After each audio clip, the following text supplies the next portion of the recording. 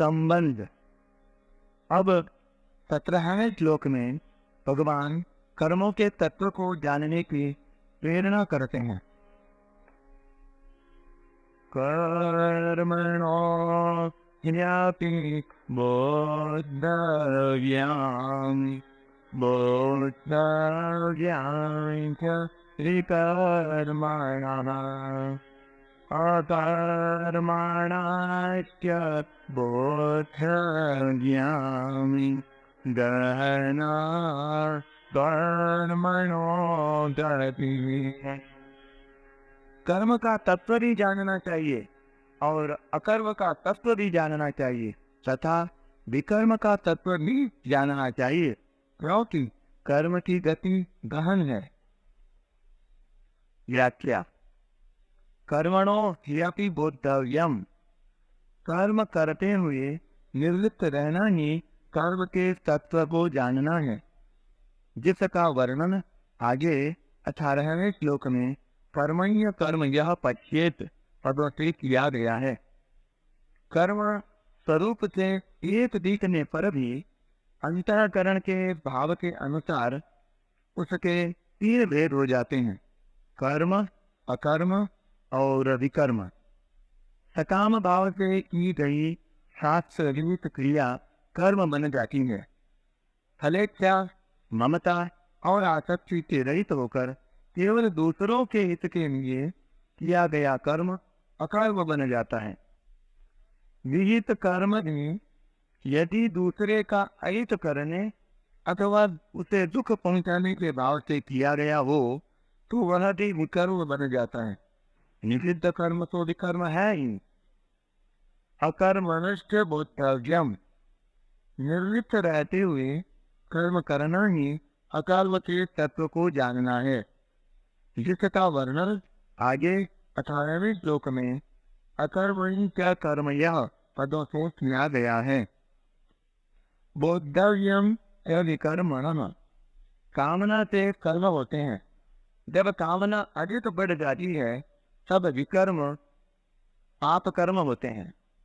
दूसरे अध्याय के 38वें श्लोक में भगवान ने बताया है कि अगर युद्ध जैसा हिंसा युक्त घोर कर्म भी शास्त्र की आज्ञा से और समता पूर्वक किया जाए, अर्थात जय पराजय, लाभ हानि और सुख दुख को समान समझकर किया जाए, तो उससे पाप नहीं लगता। तात्पर्य यह है कि समता पूर्वक कर्म कर्मों से दिखने में विकर्म होता हुआ भी वह अकर्म हो जाता है। शास्त्र निषिद्ध कर्म का नाम विकर्म है। विकर्म के होने में कामना ही हेतु है। टिप्पणी। 16वें अध्याय में जहाँ आसुरी संपत्ति का वर्णन हुआ है, वहाँ 8वें श्लोक से 3 श्लोक तक काम शब्द कुल 9 बार आया हो। इससे सिद्ध होता है कि काम अर्थात कामना ही संपूर्ण आसुरी संपत्ति का विकर्म का कारण है। अतः विकर्म का तत्व है कामना, और विकर्म के तत्व को जानना है विकर्म का स्वरूप से त्याग करना तथा उसके कारण कामना का त्याग करना। गहना कर्मणो गति, कौन सा कर्म मुक्त करने वाला और कौन सा कर्म बांधने वाला है, इसका निर्णय करना बड़ा कठिन है। कर्म क्या है, अकर्म क्या है और विकर्म क्या है, इसका यथार्थ तत्व जानने में बड़े बड़े शास्त्रज्ञ विद्वान भी अपने आप को असमर्थ पाते हैं। अर्जुन भी इस तत्व को न जानने के कारण अपने युद्ध रूप कर्तव्य कर्म को घोर कर्म मान रहे हैं। अतः कर्म की गति, ज्ञान या तत्व बहुत गहन है। वहाँ एक शंका होती है कि इस 17वें श्लोक में भगवान ने बोद्धव्यम च विकर्मणः पदों से यह कहा कि विकर्म का तत्व भी जानना चाहिए, परंतु 19वें से 23वें श्लोक तक के प्रकरण में भगवान ने विकर्म के विषय में कुछ कहा ही नहीं, फिर केवल इस श्लोक में ही विकर्म की बात क्यों कही?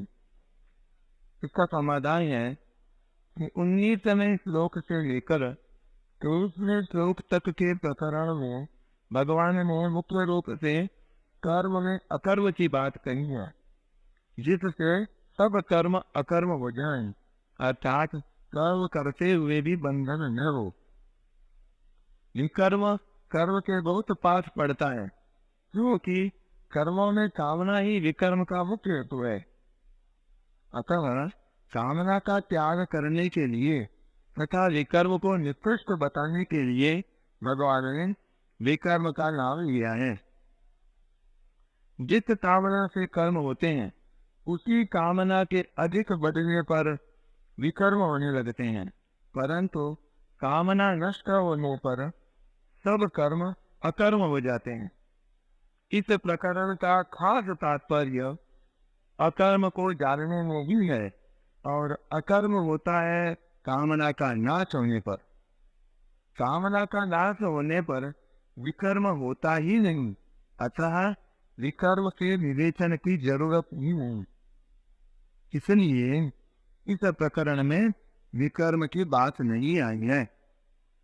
दूसरी बात, पापजनक और नरकों की प्राप्ति कराने वाला होने के कारण विकर्म सर्वथा त्याज्य है, इसलिए भी इसका विस्तार नहीं किया गया है। हाँ, विकर्म के मूल कारण कामना का त्याग करने का भाव इस प्रकरण में मुख्य रूप से आया है। जैसे काम संकल्प वर्जिता यत्वा कर्म फलासंगम समा सिद्धाव सिद्धौच गत संगत्य यज्ञाया चरतव। इस प्रकार विकर्म के मूल कामना के त्याग का वर्णन करने के लिए इस श्लोक में विकर्म को जानने की बात कही गई है। परिशिष्ट भाव हमारे लिए और दूसरों के लिए अभी और परिणामों में किस कर्म का क्या फल होता है, यह समझना बड़ा कठिन है। किसी कर्म को करने में मनुष्य अपना हित समझता है, पर हो जाता है अहित। वह लाभ के लिए करता है, पर हो जाता है नुकसान। वह सुख के लिए करता है, पर मिलता है दुख। कारण कि कर्तृत्वाभिमान और फलेच्छा सुखासक्ति रहने के कारण मनुष्य कर्मों की गति को नहीं समझ सकता।